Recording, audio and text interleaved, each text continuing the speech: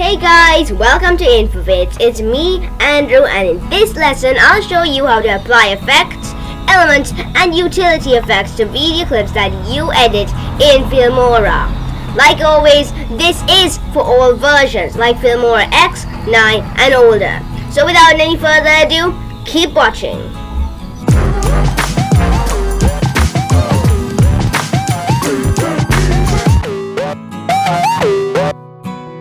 Okay, so Filmora has a plethora of professional looking effects that take only a few seconds to use. Click on the Effects tab to start browsing through its collection of visual effects. These effects are organized into 3 different categories: filters, overlays, and utility effects. You just click on the category and select the effect you want to apply to the footage. All effects in the video editor can be dragged and dropped to that specific location of the timeline. You have to make sure that you place an effect on the video track above the one on which the video clip is located. The filters category contains more than 100 presets that you can apply to videos. Each effect you can find in the filters category that can be used to enhance the colors in a video or to distort the image. Overlay effects add a new layer over a video, and you can use them to add a film reel effect that makes your footage look like it was recorded on a vintage camera or to create the bokeh effect. In addition, you can use Cinema 21:9 overlay if you want to change the video's aspect ratio quickly. Have you ever seen some funny shorts on TikTok, YouTube, Twitter, or Facebook? If you record some videos on mobile, I bet you've been wondering how you get those blurred bars on the side and remove the black ones. How do you achieve this effect simply in the video editor? Go to the Effects tab and go to this category right here. There's a large variety of blurs for you to choose.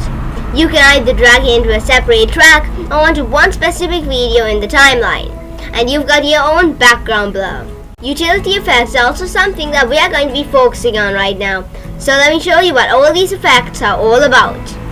First off is mosaic, and that'll blur whatever part of the screen it's on. It isn't something that you'd come across every day, because if you drag it in the timeline, you can change the mosaic's position if you click the mosaic in the canvas and move it around. Crop can be changed like other effects, but there are sliders to change how much it is to crop out. The border is a special effect as well, and if you drag it into a separate track, it'll form a border all around the video, but not its elements. Or if you drag it into a chroma keyed media file, you can form a border around the subject itself. Image masking can make a custom mask around your video or image. There are presets of masks that you can choose yourself. Plus, make your own mask of any form with this button. Tilt shift is sort of like autofocus for people who haven't got cameras with such feature. You can add the effect in the video that you want to change, then play around with its properties. Do note that it doesn't automatically focus on things that you specify, but just on one spot and one spot only. Can't you see me? Is the connection lost or something? Face off is just what you use for covering up a face with an image or mosaic. Just add it like so. But there also is a huge property to change here, and that's what image you want to cover up your face.